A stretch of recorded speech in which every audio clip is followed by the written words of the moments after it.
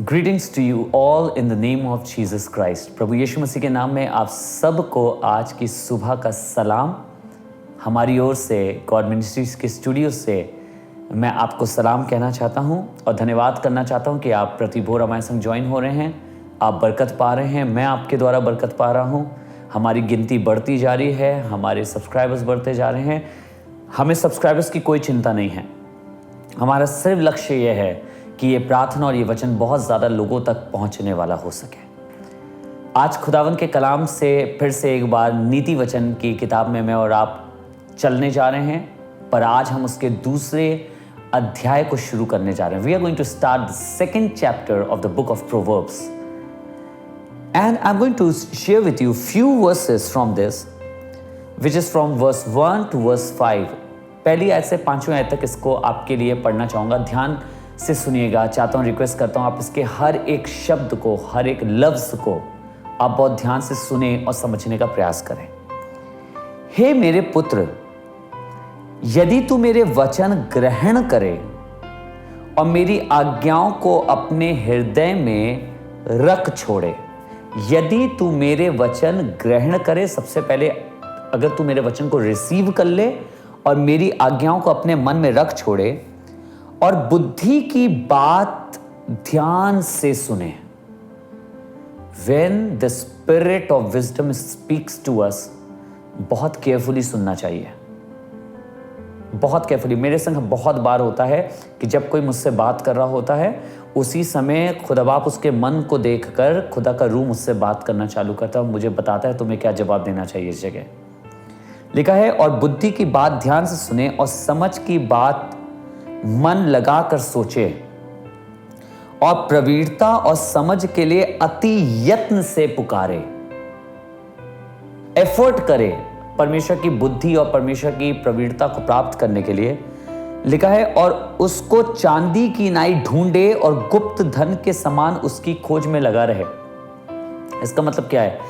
Continuously when we seek the word of God in our lives. Decision लेने जा रहा हूं, चलो पहले बाइबल खोलते हैं और देखते हैं खुदा का कलाम इस वाले कार्य के विषय में क्या कहता है, तभी हम अपने घर का डिसीजन लेंगे। अपनी फाइनेंशियल चीजों के बारे में काम करने जा रहा हूं, पहले देखते हैं खुदा बाप ने मुझसे क्या कहा है अपने वचन में, पहले उससे समझें, उसके बाद ही कोई डिसीजन लेंगे। ये होता है खोजना, उसको, उसके वचन को खोज के उसके अनुसार काम करना। ये नहीं कि हम बैठे रहो कि नहीं प्रभु ने अभी मुझे नहीं बताया। नहीं, खुदा बाप ने अपना कलाम मुझे और आपको दिया है, उससे देखने की जरूरत है। वो एक आईना है जो मुझसे और आपसे बात करता है, मुझे आपको बताता है कि क्या करना है। उससे सुनिए। लिखा है, और उसको चांदी की नाई ढूंढे और गुप्त धन के समान उसकी खोज में लगा रहे, तो तू यहोवा के भय को समझेगा। ध्यान से सुनिएगा। तो तू यहोवा के भय को समझेगा। आज तक बहुत से लोग यहोवा के भय को समझे ही नहीं है। उन्हें लगता है कि बिल्कुल थरथराते रहना, परमेश्वर के सामने डर के मारे कुछ बोलना नहीं, कुछ करना नहीं, ये परमेश्वर का भय नहीं। परमेश्वर के भय को भी समझने की जरूरत है मुझे और आपको। What is the fear of God? What is the fear of God? क्या है परमेश्वर का भय?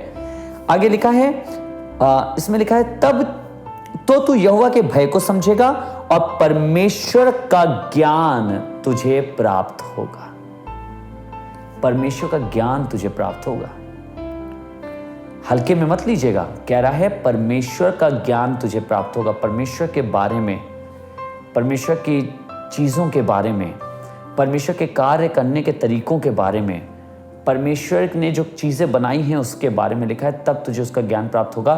जब मैं और आप परमेश्वर के बुद्धि को, उसकी बातों की खोज को हम लोग करेंगे, जब उसको ढूंढने का प्रयास करेंगे। कितनी अद्भुत बात कह रहा है इस वचन में।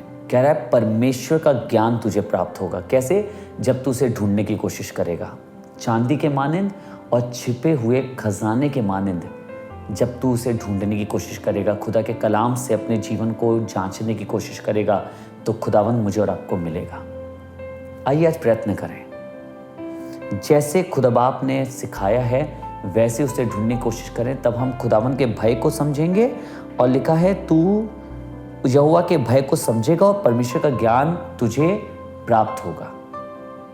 अगर आप चाहते हैं परमेश्वर का ज्ञान आपको प्राप्त हो, वो आप समझने पाएं उसने आपको क्यों बनाया, आपकी ज़िंदगी में क्या रखा है, क्या नहीं रखा है, किन चीज़ों के लिए उसने आपको रखा है, किन चीज़ों के लिए नहीं रखा है। इसके लिए मुझे और आपको खुदा के कलाम की ओर देखना होगा, बुद्धि की बातों की ओर देखना होगा, उससे मांगना होगा ताकि हम उसे समझ सकें। आइए दुआ करें। पिता, धन्यवाद करता हूँ आज फिर तेरे वचन ने हमें तरोताज़ा किया है। You have made us to understand your word and what you want to do in a life through your word. आप अपने वचन के द्वारा हमारे जीवन में क्या करना चाहते हैं यह आपने हमें बताने की कोशिश करी है। आपका वचन हमें बुद्धिमान बनाता है, परमेश्वर का भय क्या ये समझाता है और हम तेरे बारे में ज्ञान प्राप्त करते हैं। आज हमें छिपे हुए खजाने के मानिंद इसे खोजना सिखा दे, चांदी से भी कई ज़्यादा इसके पीछे दौड़ना सिखा दे। प्रभु, अपनी ज़िंदगी की बहुमूल्य चीज़ों से ज़्यादा हम तेरे वचन के पीछे दौड़ें, तेरे कलाम के पीछे दौड़ें, अपनी ज़िंदगियों को तेरे कलाम के नज़रिए से देखकर उसके मुताबिक चलने का प्रयास करें और प्रभु तेरा कलाम रोज़ाना हमसे बात करने वाला हो सके। धन्यवाद तेरे वचन के लिए, तेरे इस वर्ड के लिए, और चाहते हैं प्रभु तेरा ये वर्ड हमारे जीवनों में फ्रूटफुल होने वाला हो सके। प्रभु यीशु के नाम से मांगते हैं, आमीन, आमीन। God bless you all. Thank you so much for joining today. कल फिर हमारे संग जुड़िएगा या मंडे की इबादत में हमारे साथ फिर से शामिल होइएगा। आई बिलीव खुदा बाप आपको आशीष देंगे और अपने वचन के द्वारा आपको फिर से उभारेंगे और शिक्षा की एक नई बात के साथ मैं और आप फिर से मुलाकात करेंगे। God bless you. खुदा बाप आपके साथ रहें।